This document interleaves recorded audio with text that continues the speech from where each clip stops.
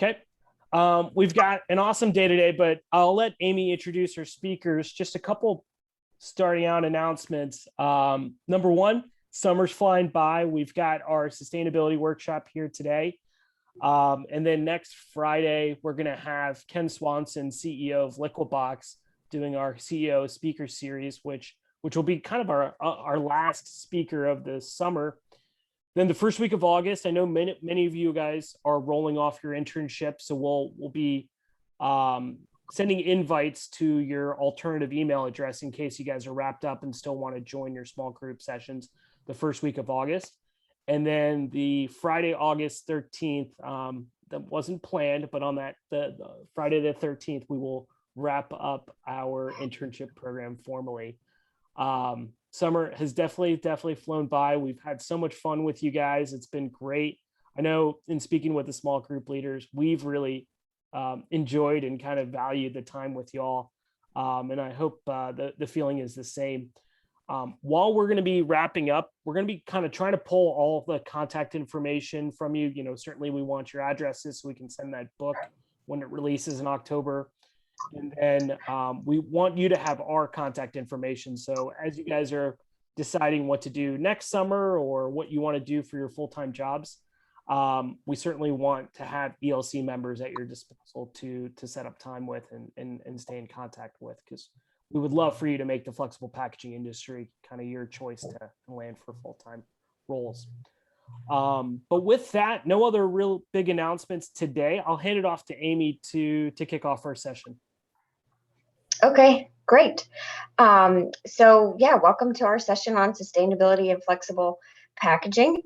We've got a great setup today. And so we have three industry experts here. And so you have filled out a survey earlier in the summer. And so we've tried to mesh those results and some of your questions together into the content today. But we do have a large chunk of time set aside at the end for any questions and discussions that you might have. So as we go along, jot down any questions or pop them in the chat or jump in, and then would definitely like to have some good dialogue, and feel free to ask, any questions that you have today, because this is really the experts in our industry. So we have Sal Pellingra. He's the Vice President of Global Application and Innovations with ProAmpac. And then we have Bill Barlow, Sustainable Innovations Manager with Printback, and Fabio Peyer, Director of Sustainability with Amcor. So we are really excited to have you all with us today. And so I'm going to go ahead and hand it off, and we'll get started. All right, Bill, I'll hand it off to you to kick things off. Sure. So pictures do paint 1,000 words, and we've all seen over the past several years all this imagery about plastic waste. And as we see more and more activists get engaged, Greenpeace, you see these pictures on National Geographic show up with plastics infiltrating our seas, destroying our wildlife. It's pretty depressing, right? So it's a call to action. It's a call to for the industry to make a change, and to give us an opportunity to make this better. But we've seen those pictures of the straw and the turtle, and look at that bird there with all the plastic waste that it's ingested from all the microplastics, and some of those aren't even microplastics in the oceans. And all of this has led to really brands being forced to make decisions. And three of the biggest bottlers and three of the biggest brands probably globally, between Nestle, PepsiCo, and Coca-Cola, have all been on the front page of what are they going to do to fix this problem. And this is just a picture of plastic bottles, but obviously our focus here today is in plastic packaging for flexibles, and what are we going to do as an industry to make a change. So why is it important? It's a great time for you all to be in the industry. It's an opportunity to make a change and you should be excited for that. There's plenty of work to do, obviously. So let those images kind of sink in. I know you've seen them, but as we get through and talk about, some of the things today, I think you'll see that there's a path forward in the industry, and that we're starting to become united in this front to make a change and to put forth packaging solutions that have an end of life story so that we can eliminate this problem. So thanks. With that, I think we'll turn it back over to Sal, correct? Yep. Yep. I'm going to steal the screen for a minute. Sure.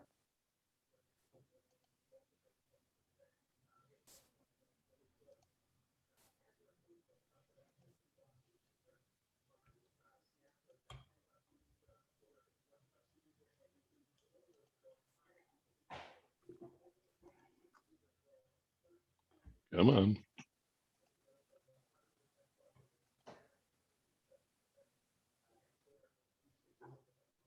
Yeah, try that again.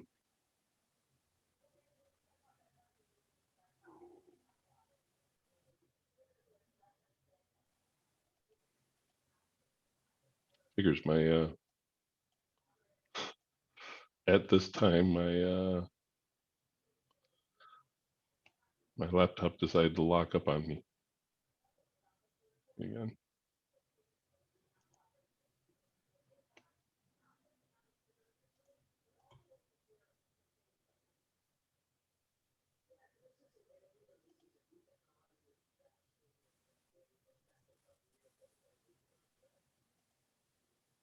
Bill and Fabio, would you guys want to just do quick introductions while we're giving Sal a second? Kind of who you are, a little bit of your background and roles. Sure. I know we got certainly your title and company, but just a little bit about you all. Yeah, so Bill Barlow, Sustainable Innovations Manager. I've been with Printback now 12 years. Printback has afforded me the opportunity to come up through product development. And then I worked towards product development manager, where I was responsible for Printback's internal film development, mostly polyethylene-based films. Then I was able to get into sales for 3 years as the account manager for our Nestle business. And I've been part of the sustainability, or what we call our Office of Sustainability at Printback, the OOS group.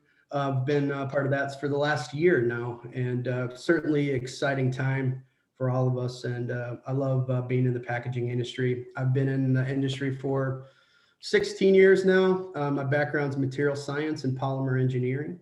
And so just excited to be here. So thank you all for the opportunity. Awesome. Thanks, Bill. Fabio, you want to? Yeah, sure. Good morning, everyone. My name is Fabio Peyer. I am one of the sustainability directors here at Amcor. I'm based in Buffalo Grove, Illinois, and I'm part of the Amcor Flexible North America division. I've been with this division for the last 4 years. Prior to that, I was with the European business. I'm originally from Europe, from Switzerland, as you can probably tell. So I spent 8 years there. So for a total of 12 years in the industry and with Amcor.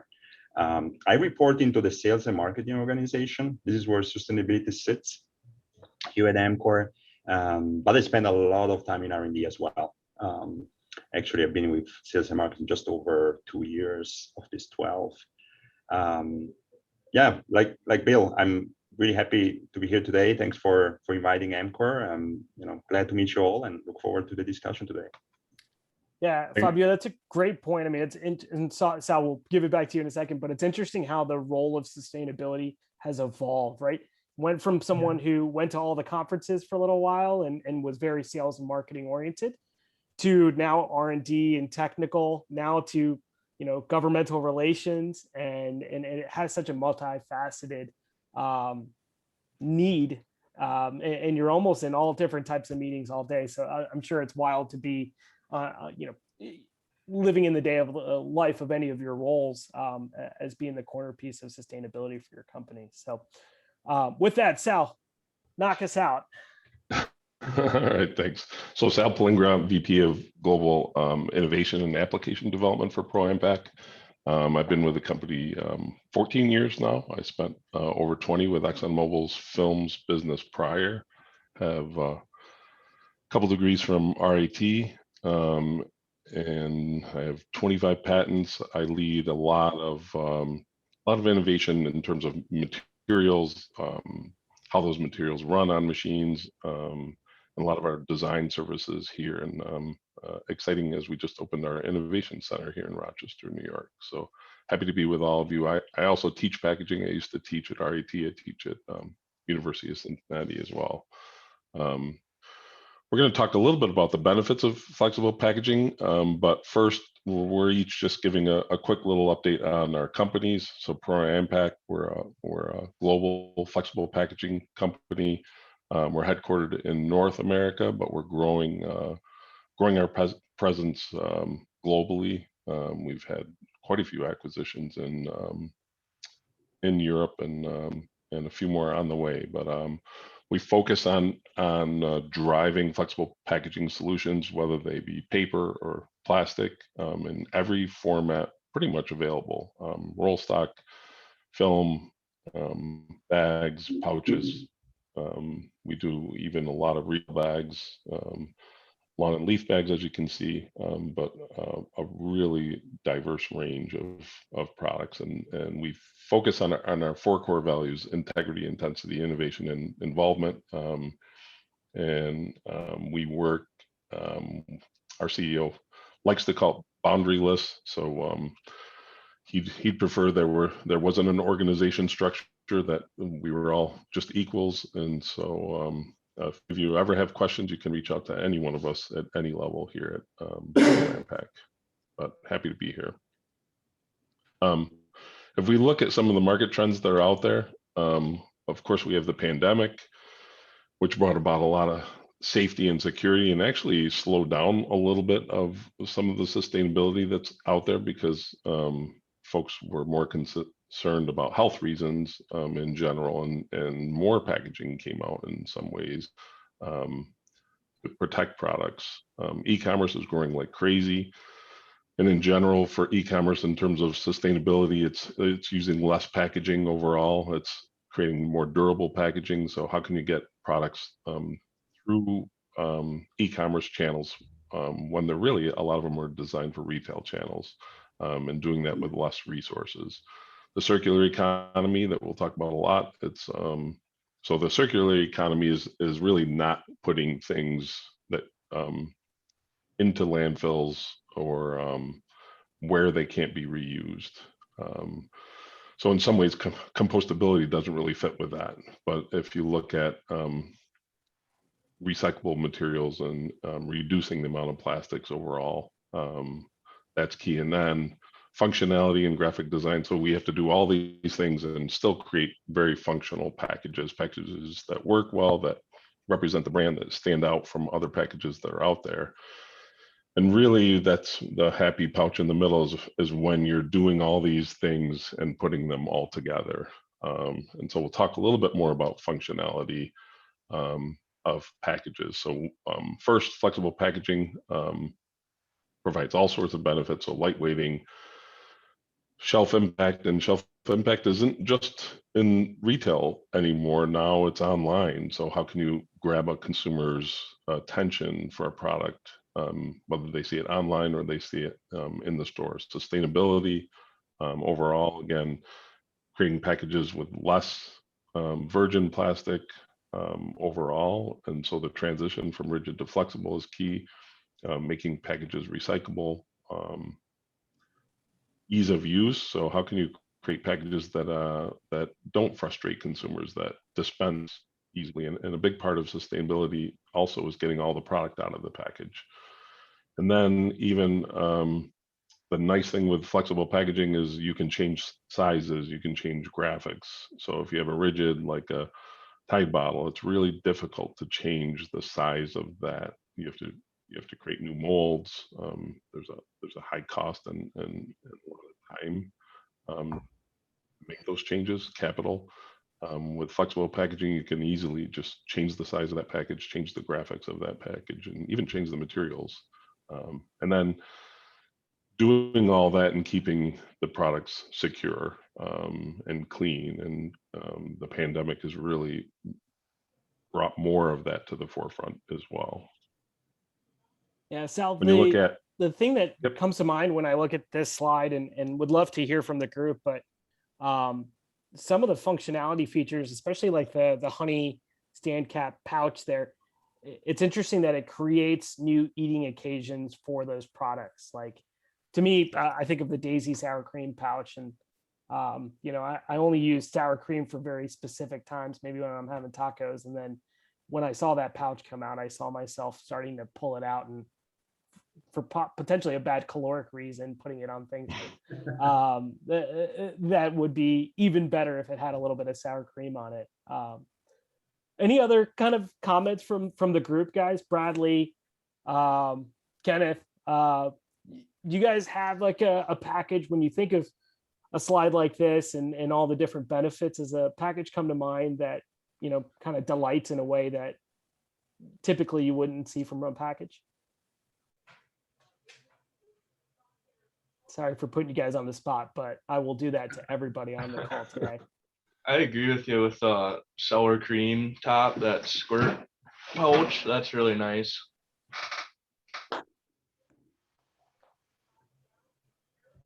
I've seen, occasionally seen mustard or ketchup put in similar pouches. When I first saw that, I thought that was a pretty cool idea.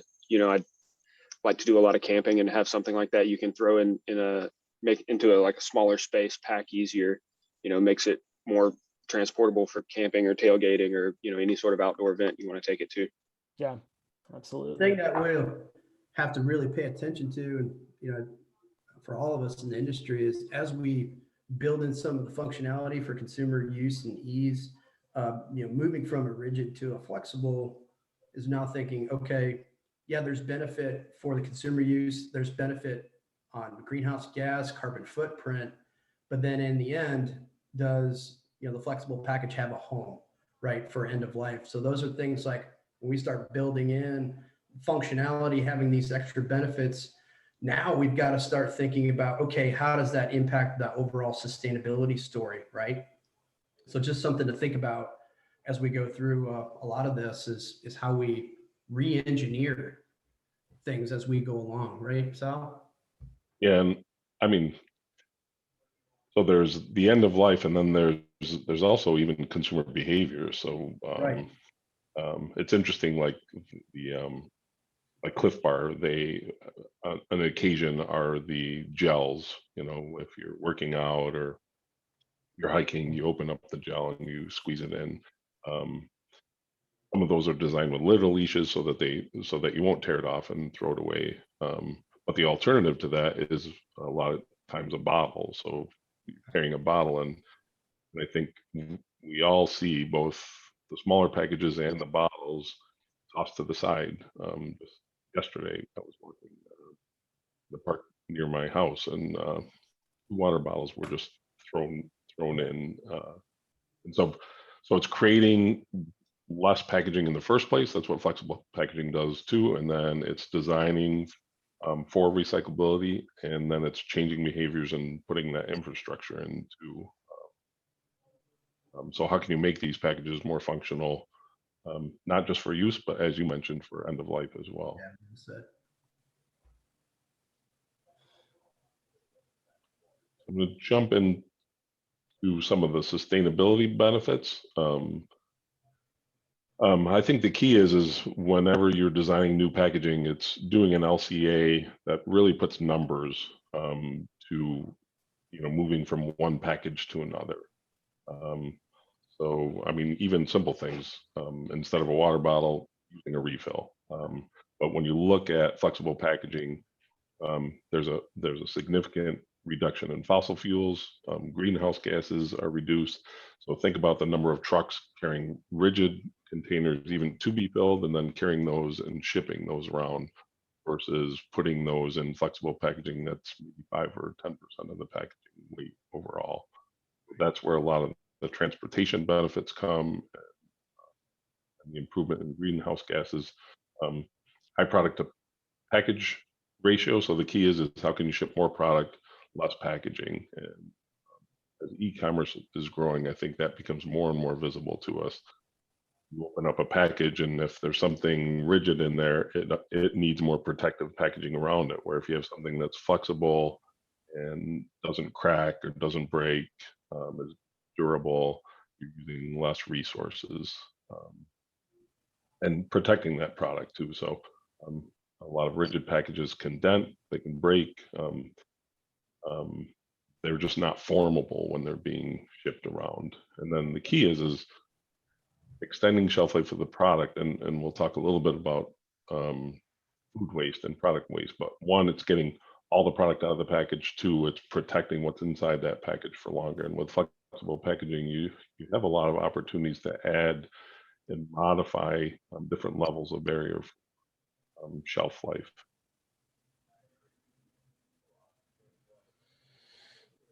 When you look at functionality, it's interesting to just look at the gaps that consumers would like. So reclose, reseal, 70% of consumers find this really important, but only 50% of those same consumers are satisfied with the solutions that are out there.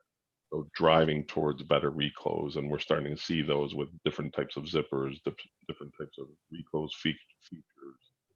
Sal, would you say it's a lack thereof of options that have reclose that's driving that overall they're not satisfied because of the lack of reclose? That's a lot of it. So just think about the number of products that you have in your home that you aren't able to reclose, and that you have to put, I mean, chips and snacks, you have to close it yourself and put some sort of a clip on there. Right. Cheese is another products that a lot of times as soon as you open, you have to put them into a lot of them just don't have solutions, and that's where this is coming from. And other ones, there are solutions, but they're difficult to use. They may be difficult for elderly. They may be just difficult to design of those. We're seeing some of those improve with different zipper choices, let's say, and different caps and closures as well. Preventing spilling and breaking, so nothing worse than getting a package and then you're trying to dispense and stuff is going all over the place, or the package rips, and so it's not designed well for that. Big disparity there. Keeping products fresh when you're spending money on products, and you open them and use some of them, and then you go back the next day and they're already starting to go bad or stale. So designing packaging that can help with that as well. And we're seeing like packages that maybe you are storing some of that in the freezer, and some of it is going in the fridge, or there's multi-packs, so you're only taking out what's going to be consumed and the rest is staying fresh. So sometimes more packaging results in less food waste, which is keeping products safe. So just having protective packaging over a product was highlighted even more in the pandemic as a need that needs a little bit more work. When you look at functionality and the package, the key is how can we build in functionality and use the least amount of packaging. So that quadrant is really where you want to be. You want a package that's really easy to use. It's functional. It can reclose. You can dispense with it, but the least amount of packaging possible. If you have excess packaging and it's not very functional, that's where there's a disparity, and that's where we don't want to be. So we want to ship the most amount of product with the least amount of packaging, and I would say e-commerce really highlights that a lot. I just received something the other day, two little metal rings basically, and they were in a package that was this big, completely stuffed with protective packaging. And those are the things that we need to eliminate. If you have excess packaging, but it's really functional, consumers are happy with that in general because it's working for them. I would say a Pringles can for it's not the least amount of packaging, but it works really well. It protects the package. It's pretty functional, but you know, it's really not moving in the direction of sustainability. And then consumers in general, when there's the least amount of packaging and it's not very functional, but we live with it. And the potato chip bag is similar to that. It works. It's the least amount of packaging you can have, but people can't reclose. And almost 2/3 of consumers will purchase a product again if it's very functional. It works really well. So, just taking a case study. This was an interesting product. It was only available in glass, but e-commerce is growing. And so they're looking for an e-commerce solution that would improve from a number of areas, reduce breakage, reduce shipping, with that greenhouse gases. So this barrier spouted pouch was developed. It's shatterproof, it's thin, it works really well. It has the shelf life to protect the product for the length of time that it's needed. It has graphics that mimic the glass with the flexible pouch. It reduced the overall packaging by over 90%. And works. I love the package.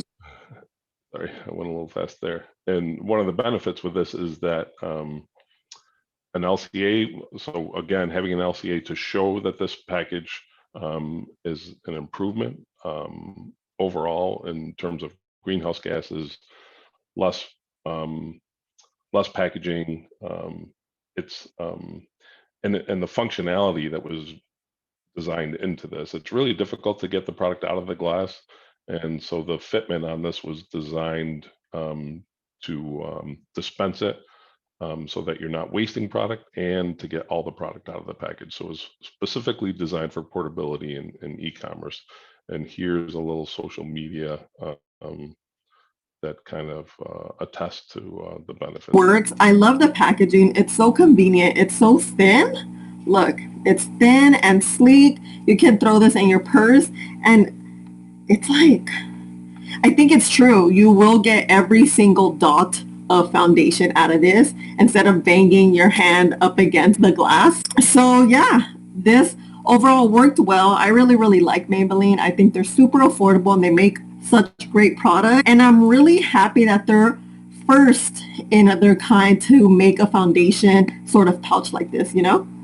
But so not much better testimony than from a happy consumer that a product was designed well and is working well, and she gets that it's less packaging overall.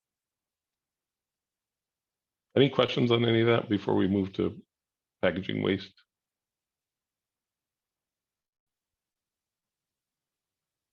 Okay, I'm going to move forward.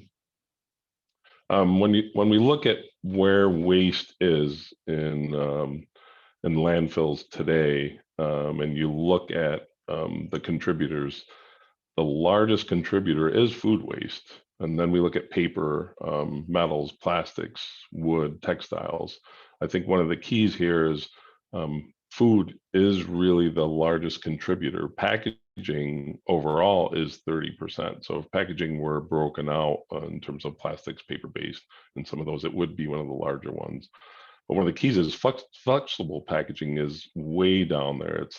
It's around 3%. And it's interesting how much attention flexible packaging gets when there are things that could really impact the planet much more. And food is really one of the areas that is overlooked, product waste and food waste. So although a lot of this is on flexible packaging, we all wanted to make sure that you were aware of the issues with food waste in our country and around the world as well.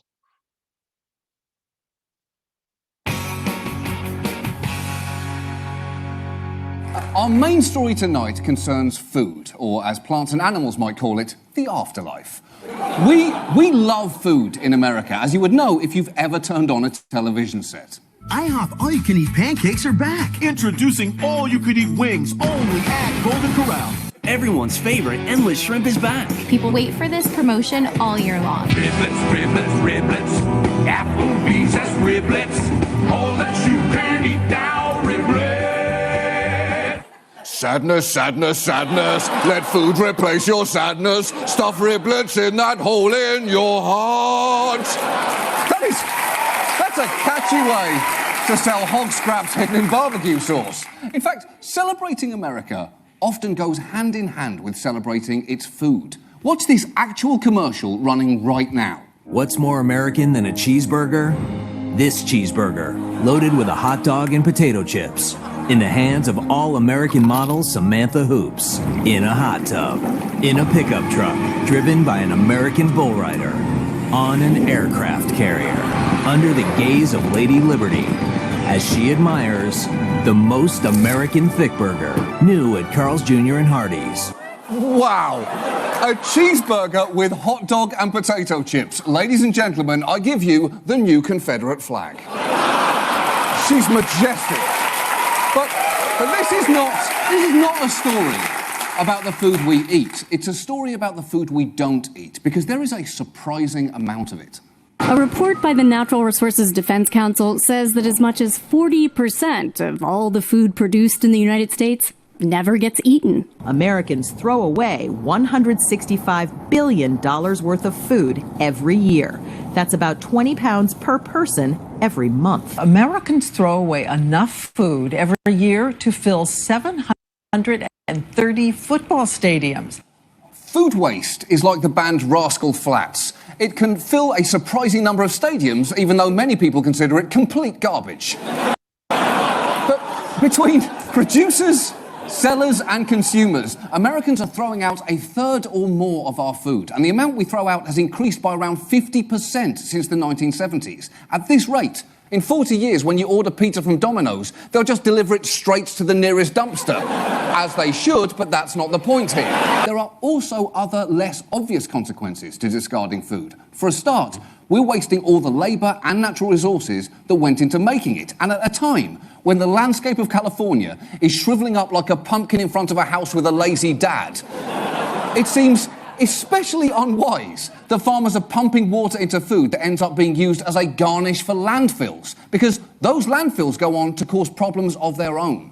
In our households, we're wasting somewhere between 15 and 25% of the food that we're buying. You know, that's expensive. I mean, imagine walking out of a grocery store with 4 bags of groceries, dropping one in the parking lot and just not bothering to pick it up. I mean, that's essentially what we're doing in our homes today. I love the fact that we live in a country with Cap'n Crunch, Peanut Butter Crunch, Chocolatey Crunch, Sprinkled Donut Crunch, Cinnamon Roll Crunch, Christmas Crunch, and Halloween Crunch. I will even defend Oops All Berries Crunch, a cereal so unnecessary that its actual name includes an apology for its existence. What's more American than a cheeseburger? This cheeseburger, loaded with a hot dog and potato chips, in the hands of a model, in a hot tub, in a pickup truck, on an aircraft carrier, in front of the Statue of Liberty. I'll tell you what's more American. If that cheeseburger's then thrown away, along with 15 other cheeseburgers, in front of a food-insecure family of 4 who frankly cannot f***ing believe their eyes, as they stand on top of 14 tons of perfectly edible, if aesthetically unappealing fruits and vegetables, which in turn sits on top of 80 tons of dairy products, all one day past their arbitrary sell-by date, all of which sits inside a tear rolling down Abraham Lincoln's face on Mount Rushmore, which is now nearly chin-deep in millions of discarded cheeseburgers, all gradually decomposing and emitting flammable methane in red, white, and blue. That is f***ing American. Available in dumpsters behind Carl's Jr. and Hardee's. So, humorous, but what we don't want to miss is this is focused on sustainability and how flexible packaging can contribute to that. But let's not miss some of the bigger pictures that are out there in food waste. And part of what we're doing is designing packaging that can minimize food waste as well. So wanted to add that in. I'll turn this back over to, I think Bill is next. Oh. Yeah, Bill, just give me 1 second. I'll get you going. Yeah, it certainly paints the picture, Sal, and it kind of goes side and side, hand in hand with the waste that we're seeing. What's funny is that you don't see a lot of that advertised or on the front of National Geographic, right? Is Yeah. the food waste problem. And so, but you're absolutely right. It's something that we have to be considerate of and design packaging so that we can make it last longer, and two, that it's right sized. And there was a great question about, do stores need to be smaller? If it, possibly that's a great idea. If it forces the packaging to be smaller so that you can fit into a smaller footprint, maybe that can help contribute to it. So that's a great thought and a good idea. So with that, we're going to kind of focus on some concerning impacts. So first of all, Printback really quickly is a private company based in Atlanta, Georgia. We're $1.3 billion in annual sales, about 3,200 employees. It fluctuates some. We did have a footprint in Europe. We divested that business, and we're solely focused here in North America. Out of those 19 factories that we have, 2 of them are medical, and 3 of them are in Mexico. One of those being which is a brand new greenfield site in Mexico too. So, but we've been around since 1956, and it's still owned and operated by the Love family. So with that, Apurva, so what are our biggest industry issues and challenges that we're seeing? So what are we talking about here? We're talking about brands, NGOs, converters, responding to the elimination or the need to eliminate single-use plastics and the overall circularity of packaging. So where does the packaging need to go? Where should the waste go so that it has a next life? The goal being, let's divert from landfill, and ultimately it's a call to action, right? So some of the things that we're seeing are state by state, and even at the local level, you're seeing bans on plastic bags and straws. Give an example of regulation regarding toxics. Canada just recently, I think it was the end of last year, basically said that plastic is now considered toxic under the Canadian Environmental Protection Act. And there's certainly worry here in the US that will kind of bleed over into the US market, but it paves the way for a proposed ban on some single-use plastics. Not everything, but that's a concern that we've got, and a challenge that we've got is, just the labeling of plastics being toxic for our environment. There's bills being put on the floor that are going to require post-consumer recycled content in packaging. We've seen PCR requirements ranging anywhere from 15 to 35% or so. The big one that we're going to be challenged with and faced with over the next several years is EPR, and that's extended producer responsibility. And the legislation driving circularity. How will it play out? We'll touch a little bit on EPR here in a second. But there's labeling for packaging. There's labeling for flexibles.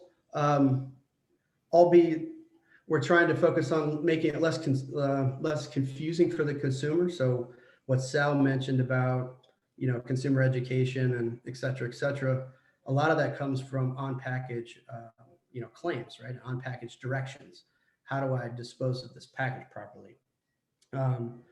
But for flexibles, there is the How to Recycle program. There's other store drop-off program labels that you can place on the package, but is it good enough? That's the big question, right? And additionally to that, the Federal Trade Commission and FTC, like for, let's say, recycled content, really doesn't have a guideline set up for what a brand could claim on that particular package. So there's still a lot of things that need to happen. But again, you can see those pictures that we're all have seen, and very anti-plastic in general across the board. So next slide, Curtis. So state legislatures really boomed here in 2021, and out of these 10 or 11 states that have legislation on the floor, Maine was the first one to pass an EPR bill. That was just recently, I think just this past month. And then also Oregon has passed that bill. But now we're seeing this ramp up of state legislation. that's going to continue to happen over the next several years. Oregon, Maine just passed both bills. I believe maybe Oregon was waiting on a signature from the governor as of last week before I went on vacation. But here's the key, is that some of these bills are different in some way. So they're all generally around an extended producer responsibility or an EPR scheme. But from the definition of who is responsible, they're different. So and what we mean is who is responsible is like who, quote unquote, is the producer of that packaging. So, and where do those funds go and how are they managed, et cetera, et cetera. But one of the differences between Maine and Oregon, for instance, is that, Maine, the producers are the brands and the retailers. But in Oregon, they include filmmakers, converters, brands, and retailers. So you've got differences there that could be potentially problematic from state to state. So as all of our companies are dealing in many different states, the EPR scheme could be dramatically different. And so that creates a lot of confusion and could be problematic for our industry. So all of this on the floor right now creates this looming management issue for the industry. And it may increase a desire for ultimately the federal government to step in. Next slide, Apurva. Sure. So this is kind of an overview. Bill, do you mind if I interject for a second? Sure. I know Allison at the beginning of our program back in June. I mean, one of the things that she said, and she's president of the FPA guys. She was like, the thing that keeps her up at night is the fact that every state may tackle this issue differently, right, and how that will create just a framework for complexity for all of our companies to navigate through. And so that, to me, I mean, that last slide really triggers that key point that, in the absence of action from a federal level, all the states are starting to do their own thing. And that's going to be kind of a nightmare. I mean, we've seen that with other hot button topics. I mean, cannabis is one that every state is kind of doing their own thing. Tobacco for a little while used to be all at the state level, then it went federal. So that's just one of the things that comes to mind for us to watch, is whether or not, there becomes more federal regulation to kind of frame this. No, that's a great point, Apurva. And it's a good lead into this slide too, because this is an overview from the World Wildlife Fund, but it's an EPR scheme set up for what you see government there. That is the state at this point in time, a government body. That's where the legislation is coming from. But there's an overarching government guardrail, if you will. So what the government will do is ultimately determine who's subject to EPR fees. They'll define the standards for the fees. And again, that could be different from state to state, as Apurva mentioned, but it's going to be based on the type of material, the recyclability, the end of life of that product, the recycled content. All of that goes into building the framework for the EPR fees based on the package or by package type, if you will. The government will also kind of set goals or targets for collection and the recycling, and then they'll help monitor that compliance and enforce the legal framework. The key player in all of this is the system operator. And so the brands and the retailers, the fillers, et cetera, are going to pay these EPR fees to the system operator. And the system operators then go in turn contract and pay out the waste management folks. You kind of see the workflow there. So the red is our packaging flow. The white is the cash flow, and the green is the communication flow.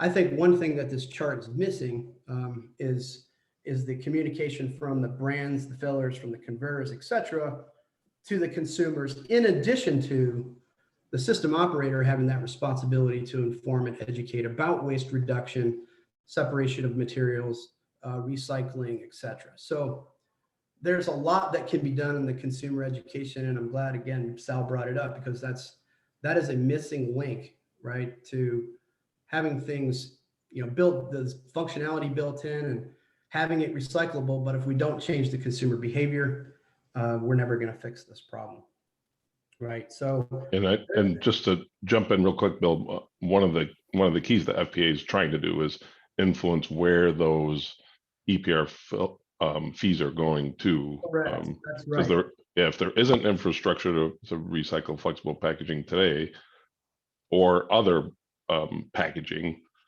some of those fees should be going to develop that so that they can be recycled. That's right. So, Yeah. Good stuff, Bill. Yeah, and again, there's additional, federal legislation. So like on the next slide, that is going to help drive that too, Sal. So there's a couple examples here. The Break Free from Plastic Pollution Act is actually a federal EPR bill. It's kind of an overarching bill, if you will, that's going to help drive infrastructure, et cetera, for recycling, composting, and all of that. And one of the big ones that I'm familiar with, maybe not as much as some of the others, but the Recover Act, which is one that the Plastics Industry Association is really advocating for. They're encouraging recycling in the US. And the reason for it is recycling creates jobs, right? And if you looked at the recycling infrastructure today, albeit we know it needs to be better, in 1 year, that creates $750 million jobs.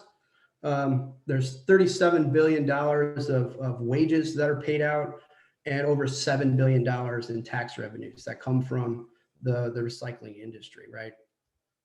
But that Recover Act specifically is going to enable the EPA, Environmental Protection Agency under the federal government, to issue grants to those that are wanting to invest in the technology and the recovery and the recycling of materials. They're going to be state-run programs and infrastructure, not federal infrastructure, if you will. So they're going to give the rights to the states to make the decisions on what to buy with some overarching guardrails. But the goal obviously is to increase material recovery and facilitate these manufacturing facilities so that we can have a bigger end-of-life opportunity for the packages that we make. Recycling programs and education are all part of these legislation bills that are on the floor. We're talking about enhancing curbside collection. Curbside collection is, I believe, over 60 or 70% of Americans have access to curbside recycling collection. So if we can get to a point that they can accept flexible packaging as well as the standard rigid containers that we're all familiar with recycling curbside, that's the ultimate goal, right? Is having a place that we've got the infrastructure built where it can be collected, it can be sorted, and it can be recycled and then put back into where it came from. And that's true circularity, right? And all of these too are thinking about ways where we can enhance in-market development. So where else can we put it? True circularity is putting it back where it came from, but are there opportunities to utilize the plastic waste that's been recycled in other end markets such as auto industry or industrial, contracting for buildings, for insulation, all these types of different opportunities that we could look to as an industry. But again, it all comes down to profitability. And that's the main driver for a lot of this, is that companies are only going to do things if there's an opportunity to make a profit. So we have to give them some incentive to do that. And hopefully with some of these bills and the grants and things that are available, that there will be opportunity to do that in the future. Any question about that? So with that said, we look at all these brands and NGOs and industry collaborating together. That's what we're doing, right? The U.S. Plastic Pack, I think, has almost 100 participants or stakeholders within this organization, but it has a basic 4 targets, and it's really just an extension of the Ellen MacArthur Foundation's Global Plastics Pact. So those Ellen MacArthur signatories have signed up by 2025 to accomplish some of these tasks here. And one of them, the first one, obviously, is define the problematic materials. What materials cannot go back into the existing infrastructure. 2 is focus on developing packaging that is 100% of the plastic packaging we make will be reusable, recyclable, or compostable. So why do you think this is important to you guys? Well, you should be super excited because there's plenty of work to do. So as a Purva mentioned, we hope that you all choose careers in flexible packaging industry in our industry, because we truly believe we need you to come and lead us. We need solutions, and there's plenty of stuff to do. So you should be super excited as you're finishing up school that there's going to be an opportunity for you in our industry and for us to collaborate together. So it's pretty exciting. And I'm pumped about being involved with it. And lastly, this is a slide that I believe was from Pro Impact, so I'll give you guys a lot of credit there. But it just gives you a summary of all the things that we talked about, right? NGOs are leading the charge to respond to the industry challenge for end of life of plastic packaging. Consumers and brands are aware. Activists have certainly had their voice heard, and they're creating buzz.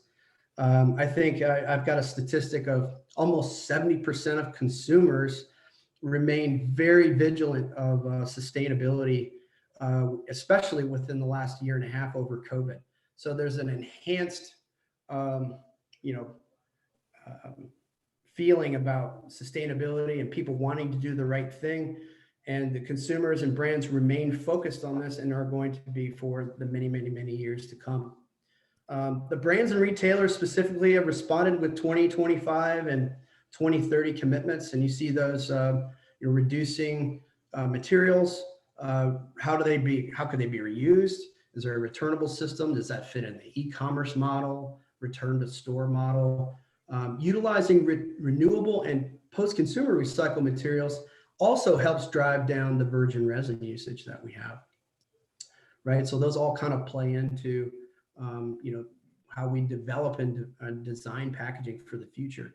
And now we're seeing even the brands, not at the state level, but at the brand specifically stating, I want to reduce my virgin resin usage. How do I do that? And I've got a 30% reduction goal by 2025, right? So, and Nestle is a perfect example of that. They've come out and said, hey, 30%, that's the number, that's what we're going for. And that's an average across our entire platform portfolio.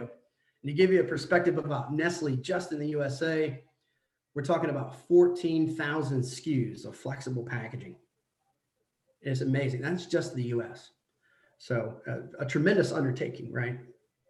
And the overarching legislation at the national, state, and local levels, we're going to continue to see activity on plastic bans, single-use plastic bans, the EPR this year for the remainder of the year, and in the several years to come, we're going to see more and more states engaging.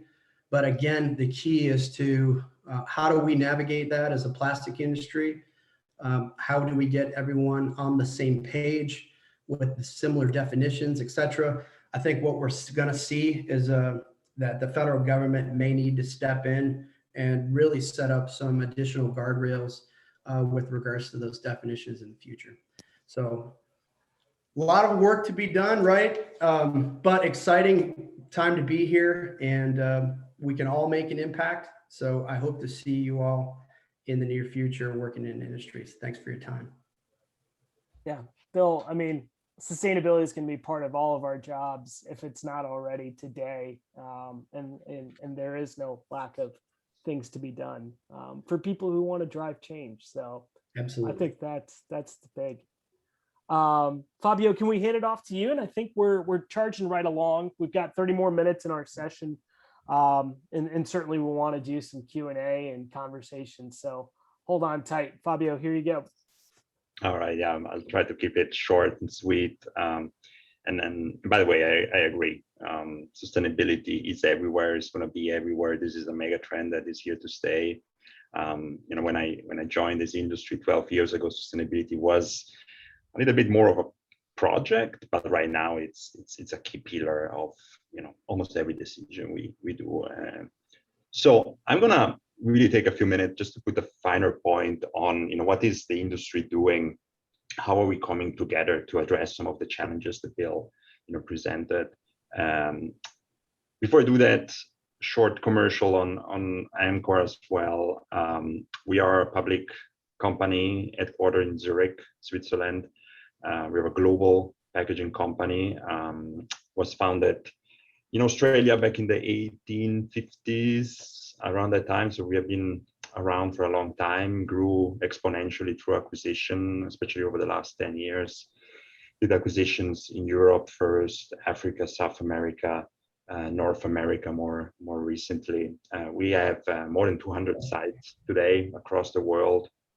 50 of those are here in North America, between flexible packaging sites and sites that are more dedicated to rigid containers and bottles. The other number that I wanted just to highlight from this slide is the money that we pump into R&D. I mean, there's no question that the products we make are far from being simple, right? Which is unfortunately what a lot of consumers think, right? They have a pouch in their hand, they think, looks pretty simple product to me. Well, we all know, and I'm sure you have realized in your weeks in the industry, during your internship, how much R&D, how much sophistication and technology goes into even a simple pouch, or what seems to be a simple pouch. So R&D is a key component of what we do, as a key lever for differentiation. And I'm sure these numbers look very similar for every company on this call. Going to the next slide. So again, Bill, you made a great job in kind of outlining some of the key challenges that our industry faces today. And end of life, I would put the end of life really at the top of it. And I think we all agree that flexible packaging has done a great job, right, in terms of providing low carbon footprint, very efficient delivery system for products over the last couple of years. What we really need to do now is to solve for end of life, right? And creating a circular economy for anything, right, is a pretty daunting exercise, obviously, if you think of it, right? So, when I think about it, I like to break it down to kind of more discrete elements, right, that are easier to grasp. And then a few come to mind, right? One is design, right? We need to have the right packaging design. The other one is collection and access to collection and sorting infrastructure. The third one would be reprocessing capacity, right? Someone needs to get those bales and do something with it. And markets, right? We need consumer to be aware and educated and show the right behavior. I agree with Sal that sometimes consumer are a little bit overlooked in terms of how important they are, right, in making recycling happen. So these are the discrete components that really need to come together to create a circular economy for almost everything. And above all of this, there is the regulatory framework that can really accelerate, right, those pieces coming together, right? And EPR is a great example, right, of how regulation can help, right? And what I really wanted you to be aware of is the great work that the FPA has done with the input of everyone on this call and a lot of other people in creating really a unified message, right, a stance from our industry in terms of what do we want to see EPR to deliver, right, to make sure that it does not only help fund the current system, but also push the envelope to make that system better going forward. I think Sal, you mentioned, right, one of the key messages from the FPA when they interact with regulators is really, we want the infrastructure of the future to be better than what we have today. So we need to see an improvement, and we need flexible packaging to be part of it, right? So there is a stance on the FPA website that, again, each and every one of this, this call collaborated on, really outlining those key points. Another one is what also, again, Bill mentioned is that need that we see to harmonize how EPR works and what it delivers across states. Because, and I would actually add another level, right, which is across municipalities, because one of the reason I think, at least, that our recycling system doesn't necessarily perform as it should, is that it's extremely fragmented, right? Each and every municipality has its own program, right? Is a very ineffective way, right, to deliver public service like recycling. There is a tremendous opportunity for synergies out there, and EPR can really help drive those synergy. So I think probably after the presentation we should send out links to where these resources are, but so they're all available on the FPA website.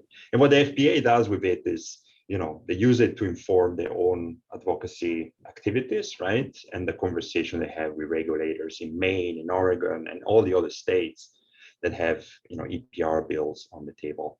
Another thing that the FPA does, and each and every of our company also does, is to interact with other organizations, right? That sometimes sit somewhere else in the value chain, right?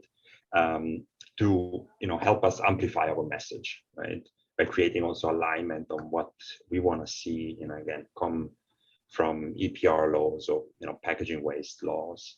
The recycling partnership might be one that you know about, as well as AmeriPen. So there's a lot of, again, alignment across all of these organizations with the FPA to make sure that our message really comes across. Next slide. All right, so EPR regulatory framework, extremely important. We are really trying to get it right. I hope one of the things that you kind of walk away from this is that we are not against EPR by any means of a stretch of imagination, but we need good EPR. We don't need just EPR, we need good EPR. The other thing that we need to do is, again, kind of action all of the other discrete elements, right, that you need for a circular economy to function. Right? I've listed them before, right? The right design, collection, sortation, end markets, and consumer behavior. And when it comes to design, right, if you think of it, that's pretty competitive in nature, right? This is where we'll need to innovate, kind of solve for, how do we make sure our packages that have been designed to perform, right? And, come with certain, and our customers have certain expectation for, right? How do we deliver all of that with a monomaterial solution instead of a multi-material solution, right? That, by the way, has been optimized over the years, right? This is the big challenge we have in design and the big opportunity as well, right? For innovation.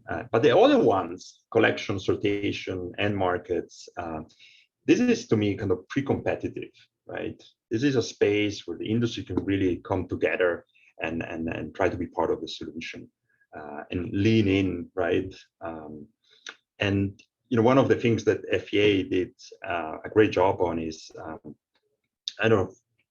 outlining the roadmap of what do we have today, right, across all of these elements, and what do we need to have in order for the circular economy for flexible packaging to materialize, right? So this is another, I think it's called the Flexible Packaging Pathway to a Circular Economy. This is another great resource that the FPA has published fairly recently. I think it was like December of last year, that I would really encourage each and every one of you to read. Again, we're going to provide the links to it. It does a lot of food for thought, and it really makes a great job in outlining some of the opportunities for this industry going forward. And we will certainly need your help, right, to action some of those opportunities. The last thing that I wanted to mention here, there is also a lot of good work that FPA has been doing for years, right, in getting the facts to the table, right? So running LCAs of our packaging compared to other delivery system. The latest one was around e-commerce. So another great resource to look at, also available on the website. All right, and that's, I think, my last slide. So I'm gonna kind of finish it off where we started. Flexible packaging has done a great job, right, over the last 20, 30 years. And is still enjoying very high growth rates, higher than any other packaging format out there. And the reason for that is efficiency, terms of cost and material efficiency, convenience, the convenience it provides, and just the shelf life, superior shelf life that we can provide to the product that we package. And so, we believe the future is flexible. And we will be just in a better place as an industry, or even a better place, right, if we can tackle that end of life piece, right, which is really our last frontier, right, and do that in the most collaborative fashion whenever we can. And again, I think, and I really hope, I got your sense that this industry is up to the challenge, and we are already working very, very closely together to make things happen in this area. Awesome. Thanks, Fabio. Go ahead, Amy. Yeah, so Bill actually asked if you have an example of good EPR. You mentioned that we need good EPR. Is there an example of one that maybe from Europe that you think could be used as a model here? Look, I'm going to say, good EPR has certain characteristics, and indeed, certain European countries, I think, got it right. First of all, they need to cover all packaging, right? It should not be punitive towards one packaging or one packaging format or plastic, right? It really should cover every packaging, because at the end of the day, all packaging go in the same bin, right? So we should all be, covered by it. The second one is, again, and I'm repeating myself here, but I think it's so important.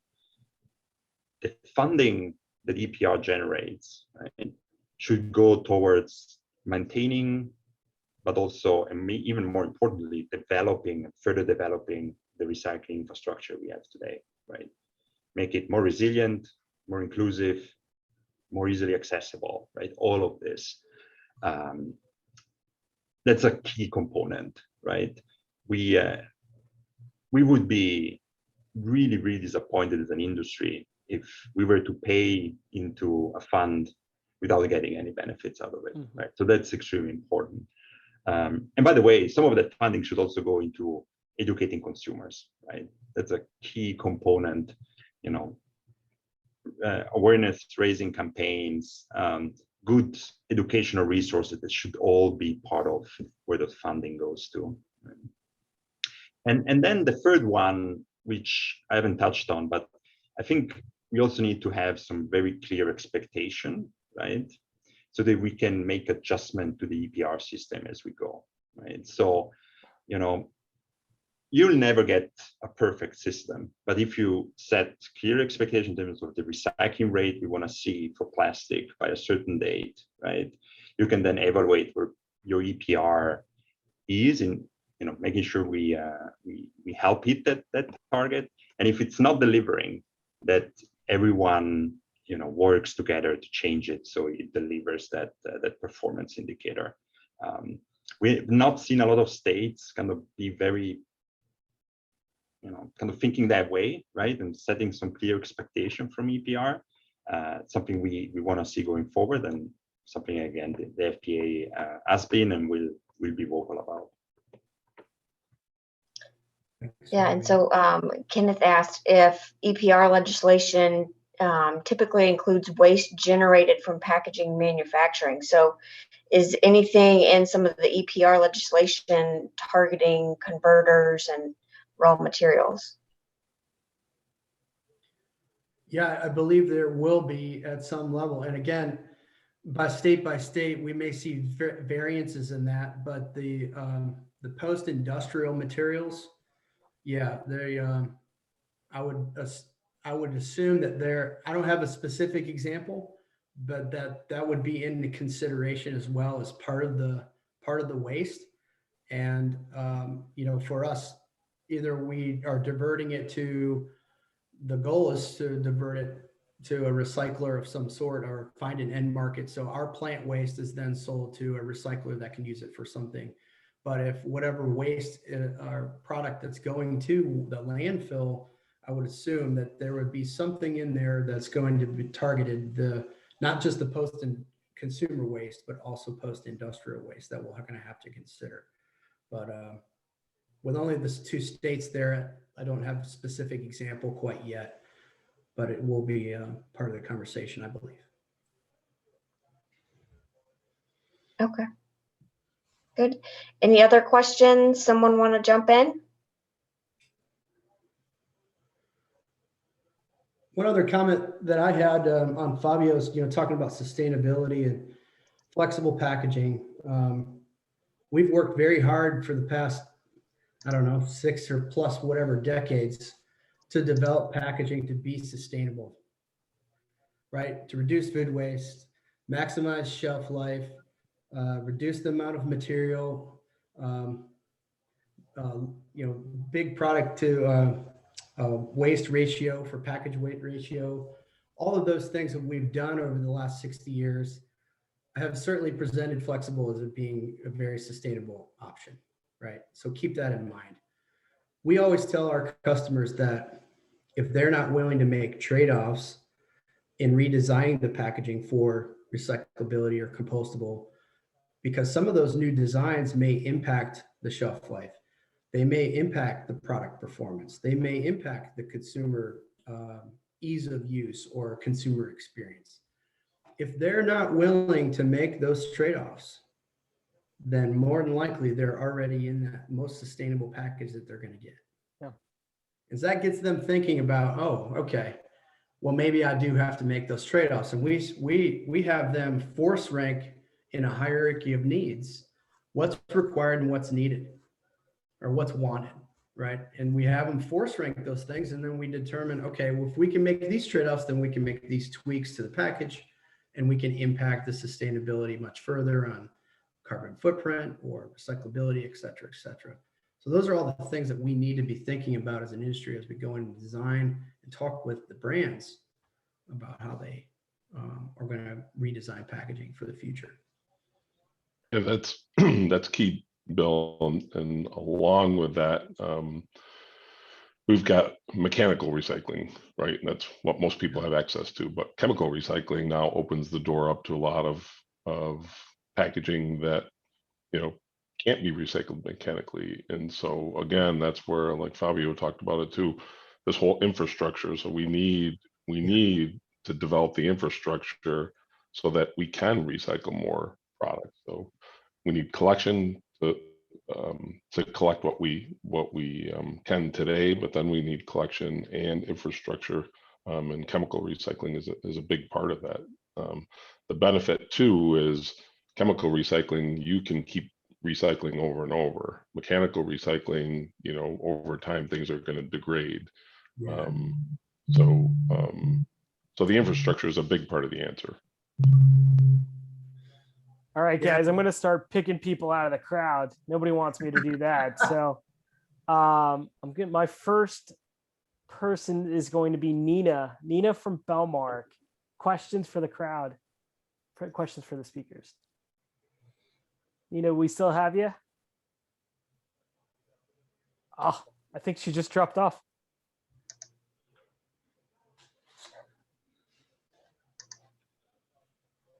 All right. Melissa, I can always rely on you, so. All right, I got us something. So, Sal, you mentioned like how food waste was our largest waste ending up in landfills. Is that due because we aren't keeping it shelf life stable long enough, or are we consuming too much? I know in our small group discussion, we've talked about like the meal delivery and how that's cut back on food waste. But that also brings the problem of now all that is individually packaged. So we're seeing more waste there. So just want to hear your thoughts on that idea. It's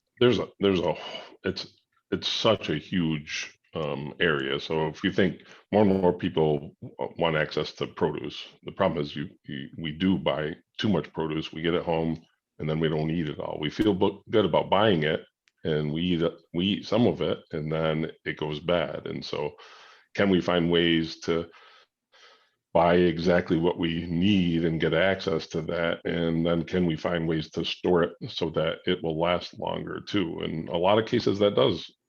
Um, more packaging is needed in order to do that, but if you're reducing the amount of food waste and reproducing that, that's key. So instead of buying a 6-pack of chicken breasts, maybe you're buying a 6-pack that's 3 2-packs, and you're taking those 2 out and the rest are staying sealed.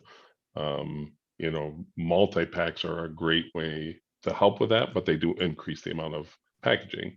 So as we design this packaging so that it can be recyclable, that's key. But one, we just have to change consumer behavior in general. In developing countries, more food's wasted getting it to the consumer, and in the developed countries, more food waste is when after the consumers get the food. And so we need to combat both areas. How can we help in developed countries get the product to the consumer, and how do we help educate people not to waste so much and make so much? I mean, we had a group dinner not too long ago, and too much food was ordered, and so it was like, all right, what do you do with all this?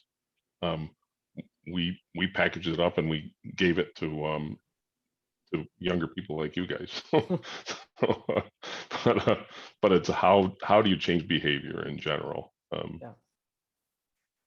Yeah, and you know, it forces us to think about the total life cycle, you know, of all the package and the components, like everything together, all the greenhouse gas together. It forces us to take a big picture view and considering all of those things. So right sizing and the package, you know, reduction in weight, and you know, the right size food product, et cetera, et cetera. But yeah, that's a great question. It's something we have to be cognizant of. Yeah, thank you. So good question that has come in here. Do you think compostable packaging might be the future? Maybe for some compostable packaging that needs industrial conditions, we add a compostable bin, similar to, you know, curbside pickup recycling bins today. That's a great one. The lack of infrastructure to collect it and to place it in the right spot is a big problem right now. And on top of that, a lot of the composters, so we work directly with, and I'm sure Sal and Fabio do too, but we work with the Composters Manufacturing Alliance.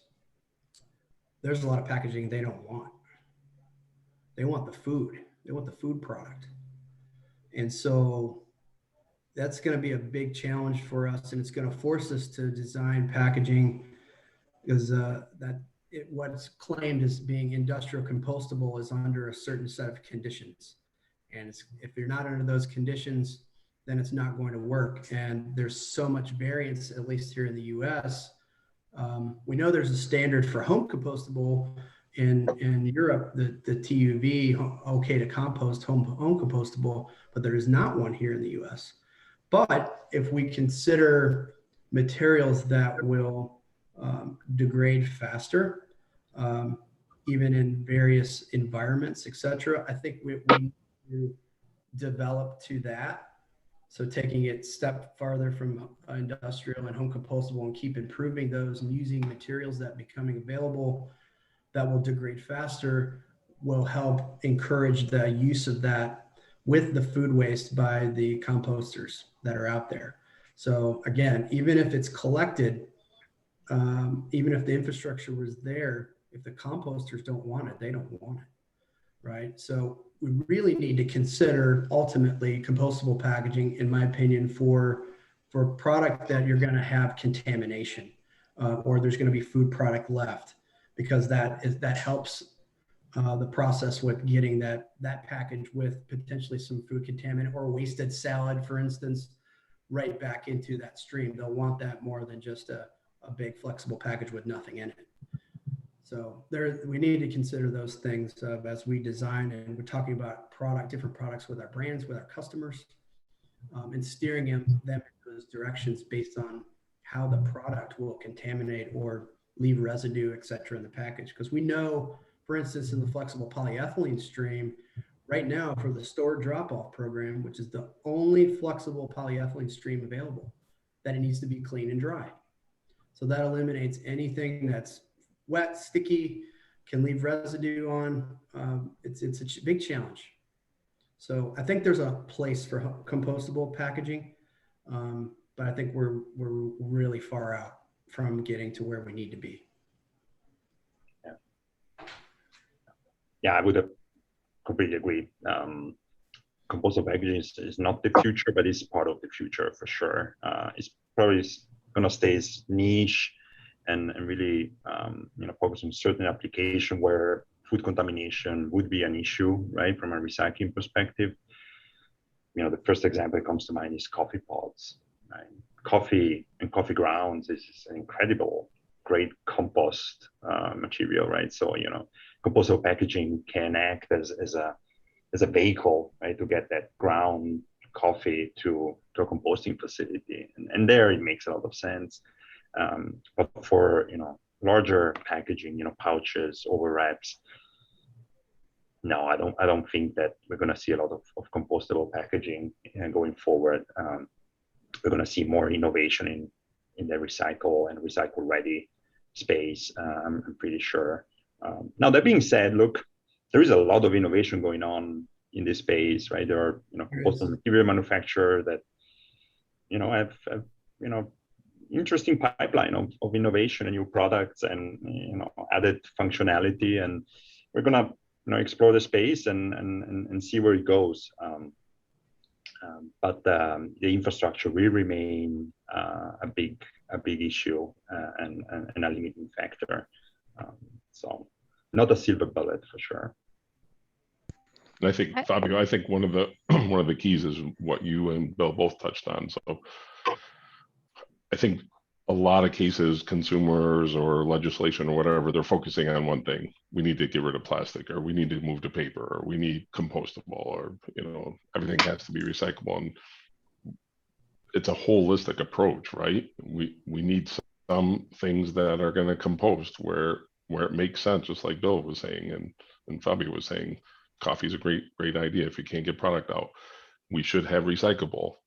Where we can use renewable materials, we should use renewable. But if you go all renewable, then we're not going to have any land and trees, and there'll be more global warming. But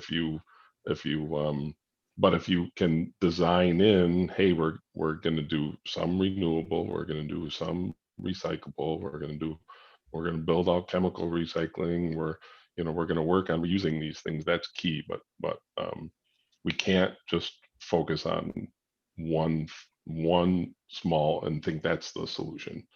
So I think that's one of the keys to building this, is that holistic approach in general. I have a quick question, just building off like the compostability. Is there any push for, I think it's slightly different, like biodegradable? So if these packages do end up in landfills, they can break down easier than I don't know, polystyrene or things like that. If it can be demonstrated that it completely degrades into biomass, then that's a good thing. We've taken the stance that any degradable additive or something put into packaging that may create microplastics is just as bad. Okay. So we've taken that stance. So there's no definition for biodegradability, because technically everything's biodegradable given the time, right? Mm-hmm. Maybe 500 years, 1,000 years, whatever, but it'll eventually degrade and break down. But yeah, that's one that we've taken a hard stance on, at least from Printback's side. But if the biodegradable material could be demonstrated that it breaks down in a certain amount of time to complete biomass, then we certainly would consider those types of materials. Okay.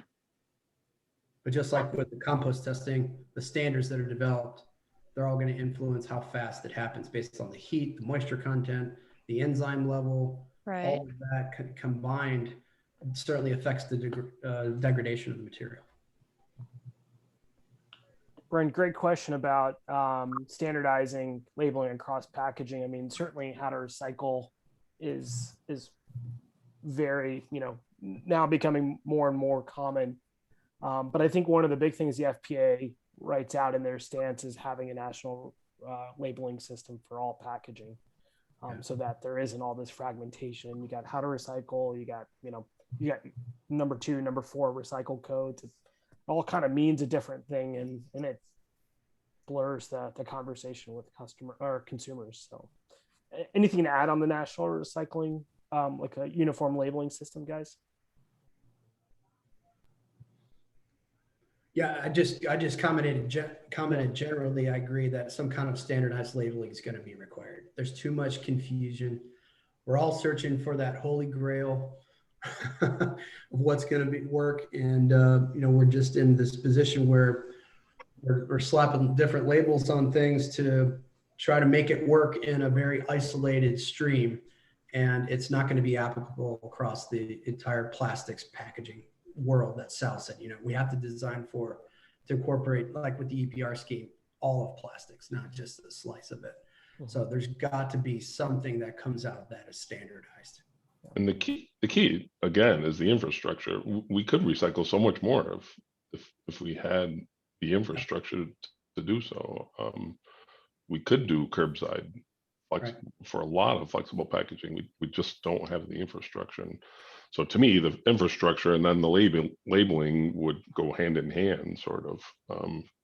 Right now, just like you said, Bill, there's all sorts of labels you can put on and all sorts of certifications, but there's no infrastructure. So it's just labels at this point. Right. Colin, we'll get to your question in a second, but I'm curious if the group or speakers have thoughts on this. This one's, I feel like, recently very sensitive to me, is that I feel like my behaviors are different based on where I am. And if I'm away from home specifically, I think I have a greater tendency to do what's convenient. Where I'm home, I'll clean and wash everything and separate it. And I think of like stadiums, I think of music festivals, I think of these like really big occasions in our lives where we're at, and we tend to maybe take a little bit of a mob effect and not act out of behavior. Does anybody know, or to our speakers, do we know of initiatives that are really focusing on like these bigger events where like trash is like created in much larger quantities than typically at our homes? Actually, that's a great question. So I have personally been trying to get some of our larger brands to do something like at a Super Bowl, or I would love to see us as an industry work together, and so that maybe there's chemical recycling at a stadium, and all the packaging just goes there, and you can show afterwards, hey, here's how much waste came out of this. And show what it was before. To me, it would be amazing to do something like that. And now that I said that, I think somebody just reminded me, if you go to the Brewers Stadium, S.C. Johnson is there. And I think all the plastic that is created through cups and all that stuff at the Brewers Stadium, somehow they've built a system so that S.C. Johnson uses it in their like Windex bottles. I think that's so clever, and I think that is a great story. A circularity story that maybe needs to be mimicked in other places. I'm going to the Cubs game this afternoon, and Hefty, Reynolds is everywhere, right? They're a big sponsor of the Cubs, and plastic company, right? Plastic cups, plastic everything. So I know, just something that came to mind. The Minneapolis airport, they have 2 trash containers in the airport, and it's recycling and what the heck is the other one? Nothing goes to trash, so it's recycling and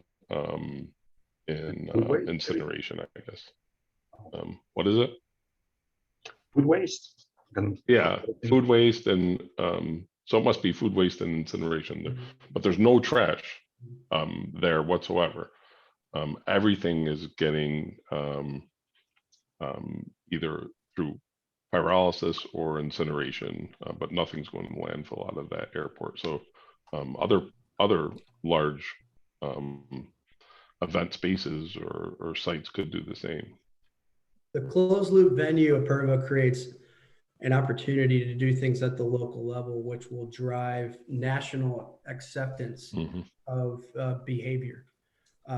Every town, for the most part, every big city's got stadiums, right? Major sports teams, even at the local level. And just like Sal said, if something can be set up next to the stadium, there's opportunity for partnership, collection, and end of life story right there at the source.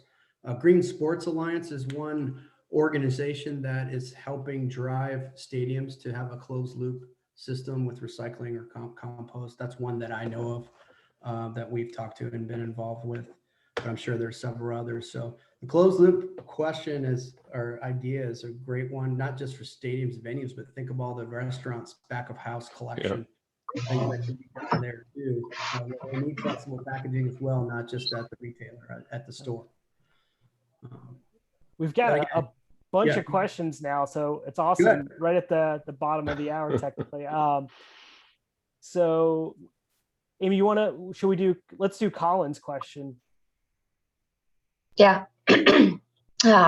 So Colin says there needs to be a direct line of urgency from the producer of plastic to the consumer. Most consumers use the product and throw it away. People are more prone to change their actions for something they can benefit from, such as box tops for education, Coke bottles. You could, type in the code there and get rewards for recycling your cap lids, that kind of thing. So advertising and awareness helps to motivate the consumer to recycle once the infrastructure is there in society. Do you see that as a way we could improve?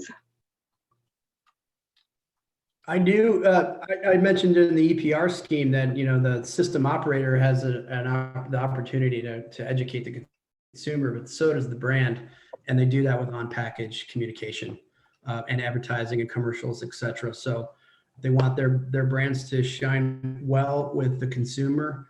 Then there's certainly opportunity for them to do that, and I think they should. But with that comes money and costs involved, right, with the marketing and advertising, etc. But certainly something we all could include on the printing of packaging is to include that communication and messaging properly. Okay, and so I wanted to share on this particular one, just an anecdote, really. So I said I'm from Europe, I'm from Switzerland, right? And a lot of people think that we are great recyclers in Switzerland, right? And we go great length when it comes to recycling, making sure our plastic bottle gets the recycling bin, which is true. But what people don't necessarily realize is that the reason for that, the biggest driver for that, is that disposal is penalized in Europe. It costs us a fortune to put something in a waste bin. So here in the US, I don't do grocery myself, but a roll of waste liner or bin liners is cheap, right? And we don't necessarily see what it costs, right, to the municipality to dispose of our waste. We pay that through taxes. In Switzerland, when you go to the grocery store, you pay $5 for that roll of film or bin liner. That money is gonna finance the collection and disposal of that waste. So before you put a plastic bottle that takes a lot of space, right, in a waste bin, you think twice. And I think something to reflect on. Sometimes to motivate people to recycle more, you need to penalize disposal. It's an interesting perspective. I think I actually think that's a great motivator. I mean, if you had to pay by the amount of trash that you put outside, you are going to think twice about that, and you will compost more food instead of throwing food in the trash, or you'll eat more, or you'll buy packaging that has less, that can be compacted more. I mean, to me, that'll be a much bigger motivator than the EPR schemes in general. So totally agree, Fabio. I also feel like that's something that could be implemented sooner than like building new infrastructure too. So just a thought. and it could support new infrastructure. Right. Like that Yeah. penalty could be something that raises money for Yeah. infrastructure down the road. Yeah. Very good. Do you have time for one more question? What do you think is the most likely path moving forward? Chemical recycling of fossil fuel-based polymers, or moving towards bio-based sourced polymers?